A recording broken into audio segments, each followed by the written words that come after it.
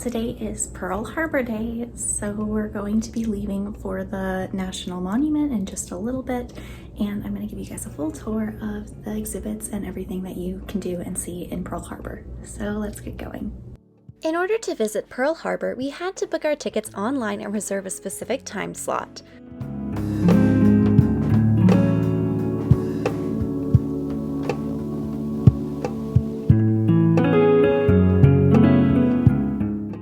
We then checked any bags we brought into lockers and entered the monument.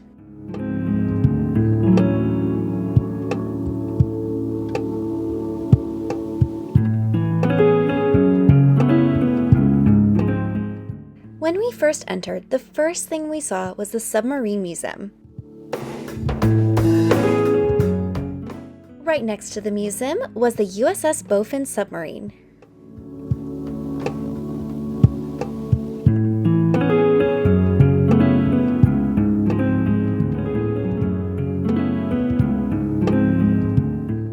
You could walk on top of the submarine and even read the informational plaques about other military vessels.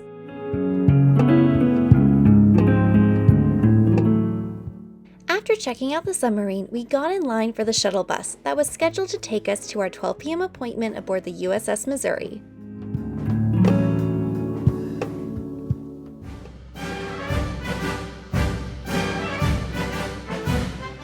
The Missouri is famous for being the most historic battleship in the world.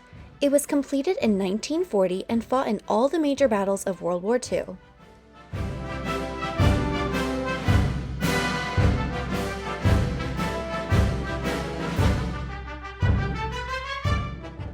We just got to Pearl Harbor, and this is the USS Missouri.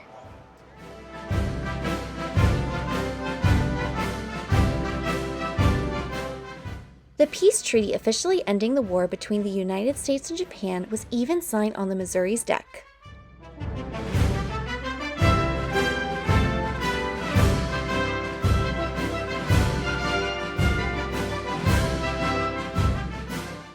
After admiring the view of the ship from afar, we finally got to board her.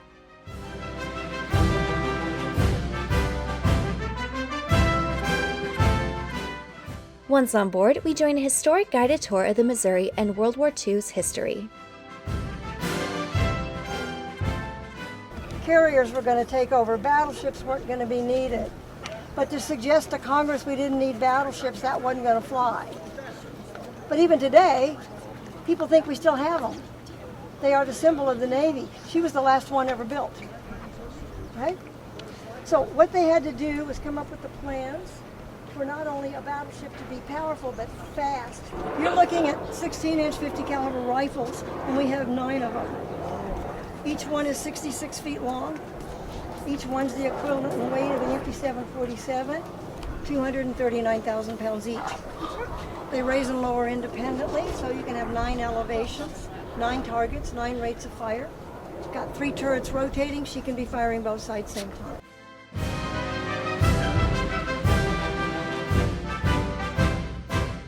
Our last admiral was Admiral William F. Halsey. When he was on board, this was the admiral's deck. Next door is the captain's deck. There's a school. Can you imagine if we were ahead all day from 7 in the morning? Let me give you a timeline because people get confused. Germany surrendered May 8th, 1945. Everyone starts moving into the Pacific. May 8th is right in the middle of the Okinawan campaign. They need all the help they can get. Truman is now president. In July of 1945, he's at Potsdam informing Stalin and Churchill about a weapon that's being tested. Overtures have been made to the Japanese in the hopes that they will surrender. While the president's there, he is informed that the Trinity tests are successful. And he gives the word to start moving everything into the Pacific, still hoping that the Japanese will respond. But as you know, on the 6th of August 1945, the city of Hiroshima was destroyed with an atom bomb. And on the 9th of August, the city of Nagasaki was destroyed with a hydrogen bomb. August 15th, 45, Emperor Hirohito surrenders. The United States will be taking the responsibility for the repatriation of Japan. Our allies have to rebuild the Pacific and Europe. So we take that responsibility. Therefore, MacArthur is Supreme Commander of the Allied powers of the occupation. Okay? He wants the ceremony on a Sunday.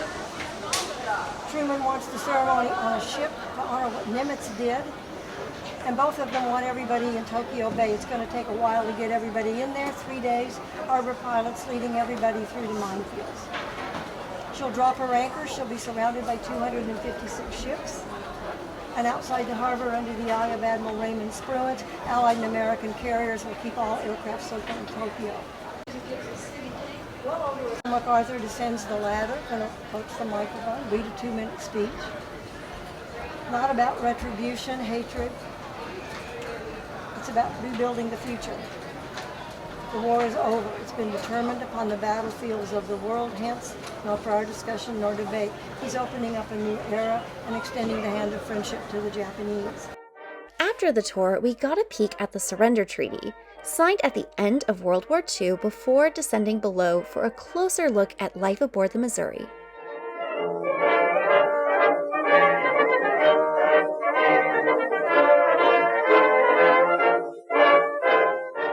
Down below is where the real museum could be found.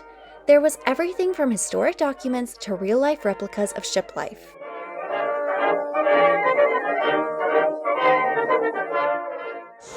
Arden, it's sponsored by Pepsi. Wow, the Navy's sponsored by Pepsi. The Navy is sponsored.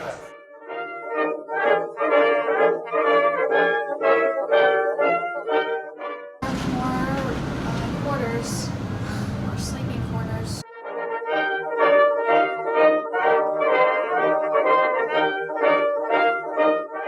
It's the bedroom. Is this where you belong? And baked donuts are not down that good. here, and then like take them to the gift shop, and then sell I don't think it works. ship donuts. Look at this. It's the Missouri Sprout engine.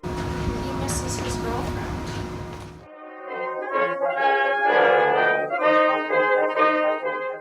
Inside the ship, the hallways were an endless maze. It took us almost half an hour to find our way through, and we were one of the more fast groups.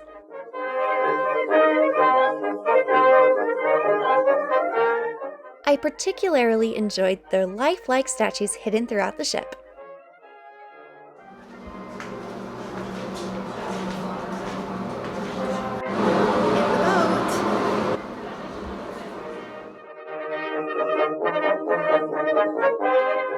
There was even a classroom on board.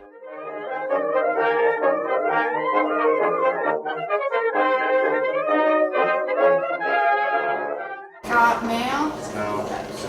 Oh, you're not in love with Tom Hanks. You're like Bigfoot.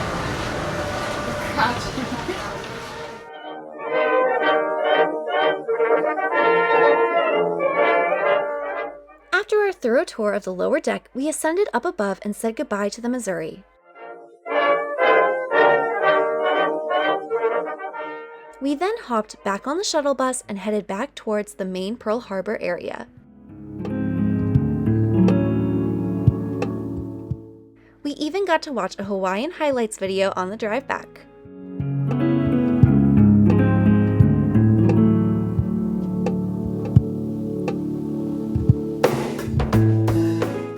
When we arrived, we needed to hurry on over to our next appointment of the day, visiting the USS Arizona Memorial.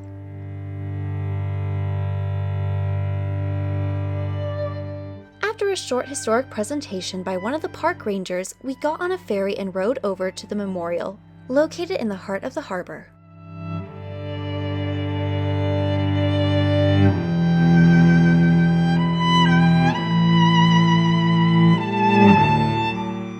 For this very memorial that we're standing on right now has hosted veterans of both the Japanese and United States navies that were in this very harbor on December 7th, 1941.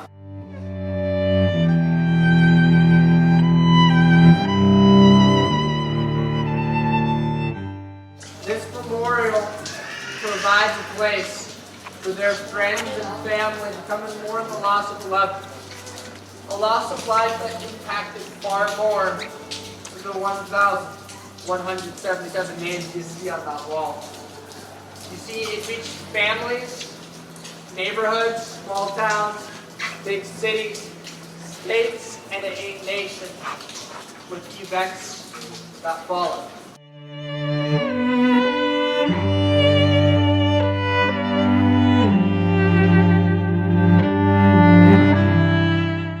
After a reflective experience at the memorial, we took the boat back to the mainland and finished walking around the Pearl Harbor Park.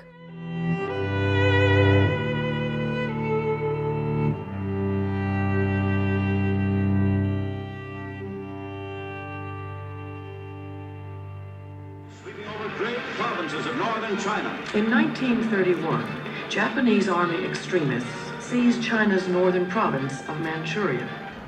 To stand on duty in the Pacific, the fleet of the United States. Into action, the mythical battle ordered by the signals.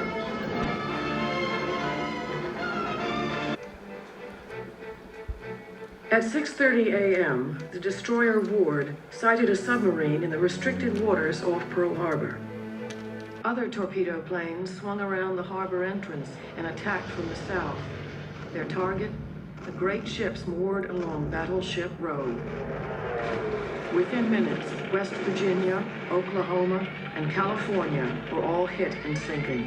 An armor-piercing bomb went through her deck and ignited the forward ammunition magazine.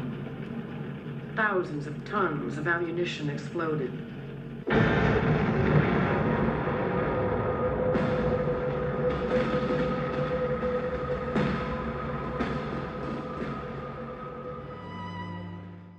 After the video, the park was closing and our time at Pearl Harbor was officially over. Thanks so much for watching. Be sure to like and subscribe, and I'll see you all in next week's video.